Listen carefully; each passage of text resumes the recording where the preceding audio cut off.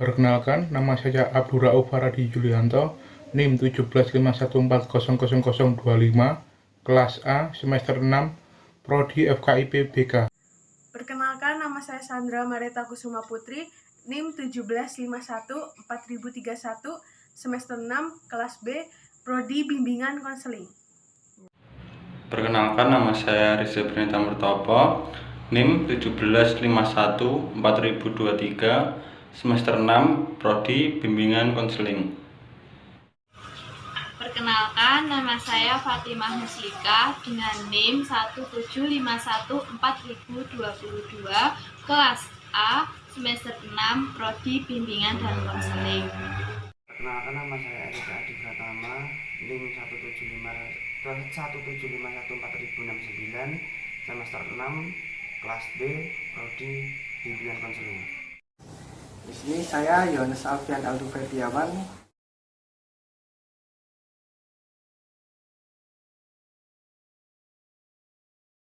Di sini saya akan menyampaikan mengenai terapi kognitif behavior. Apa itu terapi kognitif behavior? Terapi kognitif behavior adalah suatu rancangan treatment terapeutik pengubahan tingkah laku di mana penekanan diletakkan pada perubahan aspek-aspek spesifik dari proses berpikir seseorang, di mana digunakan metakognisi sebagai alat mencapai tujuan dan mendorong klien berpikir mengenai pemikirannya sebagai cara mengubah pemikiran itu. Teori kognitif behavior pada dasarnya meyakini pola pemikiran manusia terbentuk melalui proses stimulus, kognisi, respon, yang disingkat SKR, yang saling berkaitan dan membentuk semacam jaringan SKR dalam otak manusia, di mana proses kognitif menjadi faktor penentu dalam menjelaskan bagaimana manusia berpikir, merasa, dan bertindak. Manajemen diri. Pengertian manajemen diri.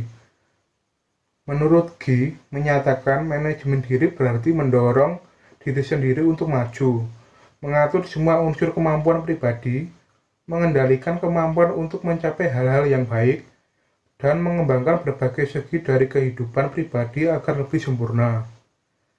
Sedangkan menurut Sukaji berpendapat bahwa manajemen diri adalah prosedur di mana individu mengatur perilakunya sendiri. Manajemen diri adalah strategi perubahan tingkah laku atau kebiasaan dengan pengaturan dan pemantauan yang dilakukan oleh klien sendiri dalam bentuk latihan pemantauan diri, pengendalian rangsangan serta pemberian penghargaan pada diri sendiri. Selanjutnya, Sukaji menyatakan bahwa manajemen diri adalah prosedur di mana individu mengatur perilakunya sendiri. Pada teknik ini, individu terlibat pada beberapa atau keseluruhan komponen dasar, yaitu menentukan perilaku sasaran, memonitor perilaku tersebut, memilih prosedur yang akan diterapkan, melaksanakan prosedur tersebut, dan mengevaluasi efektivitas prosedur tersebut. Manajemen diri merupakan salah satu model dalam terapi kognitif behavior. Manajemen diri meliputi pemantauan diri, reinforcement yang positif, kontrak atau perjanjian, dan penguasaan terhadap rangsangan. Dapat disimpulkan bahwa manajemen diri merupakan proses di mana konseling mengarahkan perubahan tingkah laku mereka sendiri dengan keterampilan yang diperoleh dari proses konseling. Keterampilan tersebut untuk memotivasi diri, mengelola semua unsur yang ada pada diri, dan berusaha mengembangkan kemampuan untuk menjadi pribadi yang lebih baik sehingga ia akan memperoleh apa yang ingin dicapai. Teknik konseling manajemen diri. Menurut Gunarsa menyatakan bahwa self-management meliputi pemantauan diri, reinforcement yang positif, kontrak atau perjanjian dengan diri sendiri, dan penguasaan terhadap rangsangan. Yang pertama, pemantauan diri merupakan suatu proses peserta didik mengamati dan mencatat segala sesuatu tentang dirinya sendiri dalam interaksinya. Dalam pemantauan diri ini, biasanya peserta didik mengamati dan mencatat perilaku masalah, mengendalikan penyebab terjadinya masalah, dan menghasilkan konsekuensi. Yang kedua, reinforcement yang positif. Digunakan untuk membantu peserta didik mengatur dan memperkuat perilakunya melalui konsekuensi yang dihasilkan sendiri. Ganjaran diri ini digunakan untuk menguatkan atau meningkatkan perilaku yang diinginkan. Yang ketiga, kontrak atau perjanjian dengan diri sendiri. Ada beberapa langkah dalam perjanjian dengan diri sendiri. Yang pertama, peserta didik membuat perencanaan untuk mengubah pikiran, perilaku, dan perasaan yang diinginkan. Selanjutnya, peserta didik meyakini semua yang diinginkan untuk diubahnya. Yang ketiga, peserta didik bekerja sama dengan teman atau keluarga, program self-management. Selanjutnya, peserta didik akan menanggung resiko dengan program yang dilakukannya. Untuk yang keempat, penguasaan terhadap rangsangan. Teknik ini menekankan pada penekanan kembali atau modifikasi lingkungan sebagai syarat khusus atau respon tertentu. Tahap-tahap manajemen diri. Menurut Sukaji, ada beberapa langkah dalam manajemen diri sebagai berikut. Yang pertama, pemantauan diri, yaitu konseling mengobservasi dan mencatat sesuatu tentang dirinya sendiri dan interaksinya dengan situasi lingkungan.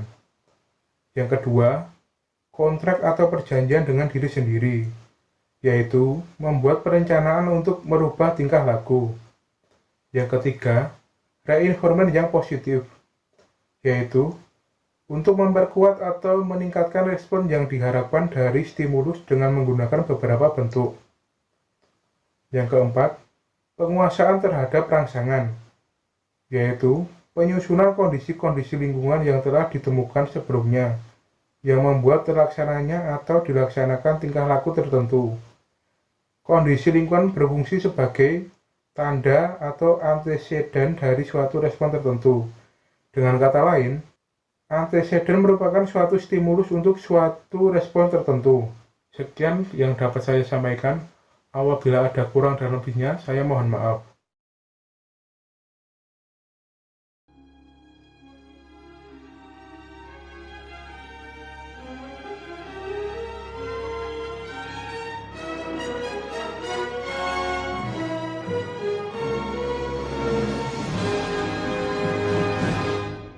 Assalamualaikum. Waalaikumsalam. Mbak Fatimah, ayo masuk. Iya, makasih. Bagaimana kabarnya Mbak Fatimah hari ini? Alhamdulillah baik Bu. Ya, alhamdulillah ya. Sekarang Mbak Fatimah sibuk apa ya? Saya sibuk ini, kalau pagi saya kuliah, terus pulang kuliah saya mengajar, terus belajar pulang malam. Tapi kalau sempat, kalau sudah capek tidak tidur. Iya. Yang paling penting itu istirahat yang cukup ya Mbak Fatimah ya. Iya. Nah, Mbak Fatimah ada hobi? Iya Bu, saya mempunyai hobi. Kalau boleh tahu hobinya apa ya? Hobi saya membaca Bu. Nah, sama hobi Ibu juga membaca. Kalau boleh tahu Ibu, buku apa yang sering Mbak Fatimah baca? Kalau saya novel Bu. Novel, iya. Kedatangan Mbak Fatimah hari ini itu apa ya Mbak? Saya ingin melakukan konseling dulu. Saya sedang mempunyai masalah. Sebelumnya pernah melakukan konseling? Belum sama sekali ya. Belum. Oh ya. Baik, Ibu di sini akan menjelaskan dulu ya sedikit tentang konseling itu apa. Yaitu Konseling yaitu kegiatan yang dilakukan secara profesional oleh konselor kepada konseli untuk menyelesaikan suatu permasalahan. Nah, bimbingan konseling ini bisa dilakukan secara face to face maupun menggunakan media seperti itu. konselor dan konseli itu seperti apa Bu? Ya, konselor itu seperti saya dan konseli itu seperti Mbak Fatimah ini. Baik Bu, mengerti Bu. Dan dalam konseling sendiri itu dilandasi oleh asas-asas seperti asas kerahasiaan, terus kemudian kemandirian, kesukarelaan, kekinian dan sebagainya. Dan dalam konseling ini yang paling terpenting yaitu asas kerahasiaan. Nah, asas kerahasiaan ini dimana Ibu menjaga rahasia yang dimiliki oleh konseling. Jadi setiap masalah atau data yang diberikan oleh konselor konseling, ibu jamin rahasianya seperti itu terima. Jadi tetap aman ya Bu. Iya. Semua informasi yang saya berikan kepada ibu itu tetap dijaga ya Bu. Iya, terus dalam konseling ini juga kita mengadakan kontrak waktu ya sekitar 30 sampai 45 menit. Jadi dari waktu tersebut kita gunakan sebaik mungkin ya. Iya Bu. Nanti semisal kalau permasalahan saya belum selesai bagaimana Bu? Kalau semisal permasalahan belum selesai pada konseling ini, bisa kita lanjut lagi ke konseling yang berikutnya dengan kesepakatan waktu yang telah kita tentukan seperti itu Mbak Fatimah. Sudah Mbak? Iya. Kalau boleh Ibu tahu permasalahan apa ya Mbak yang dimiliki Mbak Fatimah ini? Begini Bu, saya kan baru duduk di bangku perkuliahan yang ada di Sukoharjo. Saya itu kalau datang sering terlambat Bu. Kemudian saya tidak terpresensi oleh dosen yang ada di dalam kelas. Seperti itu. Iya Bu. Nah, kalau boleh Ibu tahu kenapa Mbak Fatimah selalu berangkat terlambat atau mepet-mepet seperti itu? Iya Bu, karena saya tidak mau menunggu lama-lama. Saya tidak mau menunggu lama di kelas. Karena dosen itu juga datang terlambat Bu. Jadinya saya mepet kalau berangkat ke kampus. Jadi alasannya seperti itu ya Mbak Fatimah. Iya Bu. Dan jadi Ibu menangkap jadi permasalahan Mbak Fatimah ini, Mbak Fatimah selalu datang mepet karena tidak ingin menunggu lama di kelas ya. Iya Bu, karena saya tidak mau waktu saya terbuang hanya sia-sia. Saya lebih baik melakukan kegiatan yang lebih baik dengan mengisi mengajar atau belajar begitu Bu. Oh iya. Memang kalau menunggu kan juga bosan gitu ya Mbak Fatimah ya. Itu sangat menjenuhkan sekali Iya. Bu. Kalau begitu berarti Mbak Fatimah ini merasa gelisah ya karena udah terlambat terus kemudian tidak dipresensi seperti itu Ya ya. Bu, saya sangat merasakan kegelisahan tersebut Bu. Ya. Kan karena tujuan konseling ini kan mengentaskan masalah ya, berarti kita kan mempunyai tujuan tersebut mengatasi masalah yang Mbak Fatimah miliki seperti itu ya. Ya Bu, saya ingin menyelesaikan masalah saya ingin menjadi yang lebih baik Bu. Ya, dari permasalahan tersebut ada teknik yang Ibu gunakan untuk menyelesaikan masalah Mbak Fatimah tersebut, yaitu teknik self management. Teknik manajemen itu seperti apa Bu? Nah, teknik self management itu di mana Mbak Fatimah menempatkan diri dalam situasi yang menghambat perilaku Mbak Fatimah sendiri. Nah, di sini Mbak Fatimah dapat mencegah atau menghindari dari perilaku tersebut. Nah, itu Mbak Fatimah lebih baik tuh menambah wawasan tentang perilaku yang lebih baik seperti Mbak Fatimah. Saya mengerti Bu. Terus tetapi dalam teknik self management itu Mbak Fatimah diharapkan dapat mengamati perilaku atau tingkah lakunya Mbak Fatimah sendiri. Maksudnya bagaimana? Ya, maksudnya itu seperti Mbak Fatimah melihat dirinya sendiri, tinggal laku Mbak Fatimah kemarin yang menurut Mbak Fatimah salah tuh yang bagian mananya, mengapa Mbak Fatimah tuh bisa terlambat, terus habis itu Mbak Fatimah kenapa perilakunya yang membuat Mbak Fatimah tuh pengen berangkat siang atau apa berangkat mendadak seperti itu Mbak Fatimah. Dan dengan melihat itu terus Mbak Fatimah bisa tulis di dalam sebuah kertas dan bisa dengan teliti seperti Mbak Fatimah bawa pensil coba ya. Ya kan? Nah, coba Mbak Fatimah tulis tingkah laku yang menurut Mbak Fatimah tuh salah dari permasalahan tersebut. Benar ya Bu? Ya.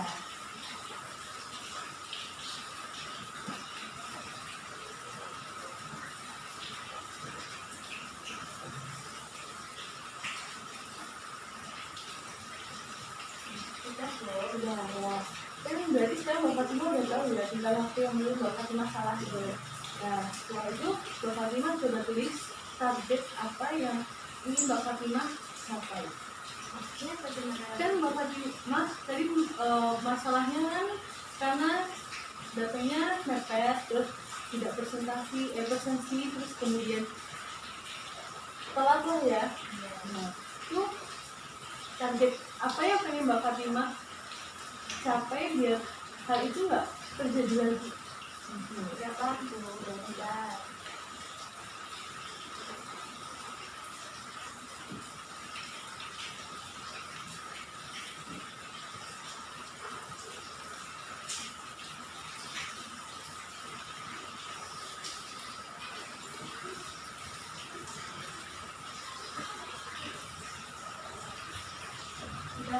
Sudah. Nah, dari target itu kan udah Mbak Fatimah tulis tadi kan ya. Nah, coba tingkah laku apa yang harus Mbak Fatimah lakukan biar target itu berhasil? Tingkah laku yang baru. Iya, biar target yang Mbak Fatimah tulis tadi itu supaya berhasil.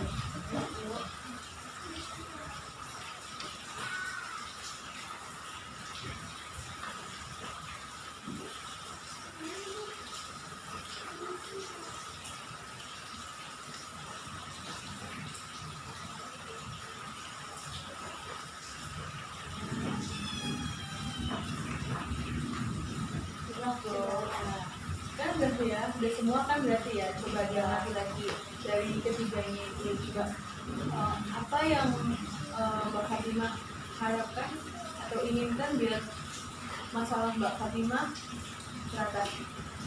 Saya ingin bisa menanam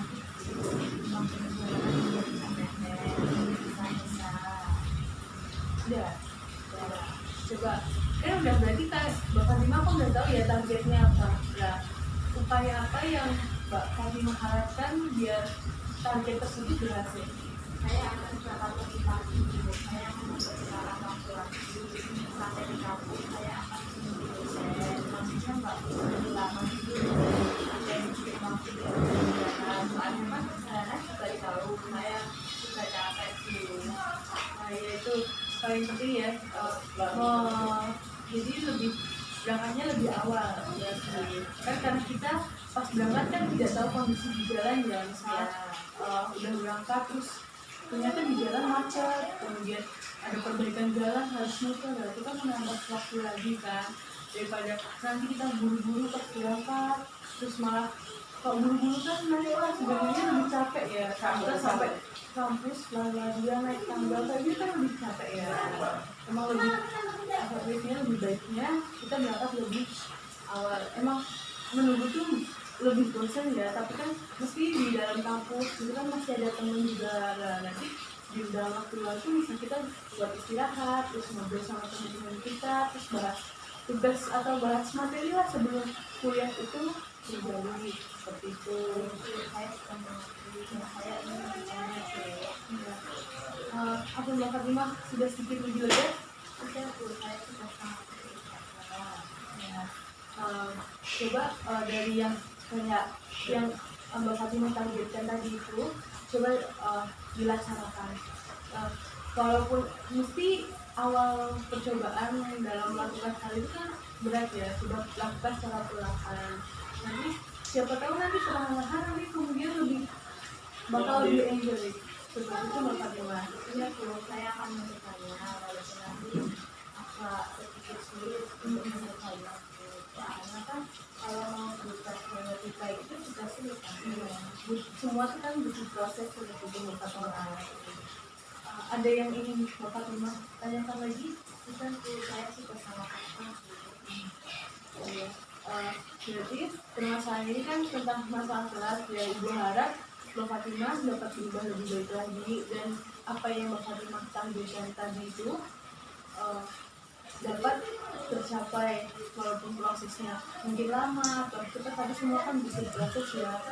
Kalau misalnya Mbak Fatimah tekun dalam proses itu pasti Mbak Fatimah bisa. Saya akan melaksanakan Bu. Jadi gue harap semoga Mbak Fatimah lebih rajin lagi, kalau berangkat kuliah tidak mepet, terus yang paling penting juga bisa membagi waktu ya Mbak Fatimah. Baik Bu. Sudah, tidak ada yang ditanyakan lagi? Tidak Bu, nanti kalau ada yang mau ditanyakan saya sedikit ya. Ibu senang sekali Mbak Fatimah mau meluangkan waktunya bercerita dengan Ibu seperti ini. Ibu harap bisa bertemu lagi, tapi kok kita bertemu lagi berarti kan Mbak Fatimah ada masalah ya lagi. Tapi Ibu harap mungkin kita bisa bertemu di luar lagi sambil ngobrol tentang sharing-sharing tentang kehidupan yang Mbak Fatimah lah, atau cerita-cerita tentang apapun Mbak Fatimah ingin ceritakan Ibu selalu terbuka. Terima kasih ya Bu. Ya sama-sama. Baik Mbak Fatimah, ada yang mau ditanyakan lagi? Tidak Bu, tidak cukup. Oh iya.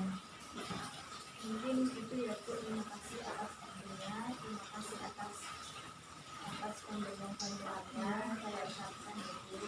Ya sama-sama Bu. Saya pamit dulu Bu. Ya jadi Mbak Fatimah. Jadi ya. Ya. Yo, I ain't here for the money, I ain't here for the fame. Though it might be nice to own a jet plane, I'ma do it all for you. Come along and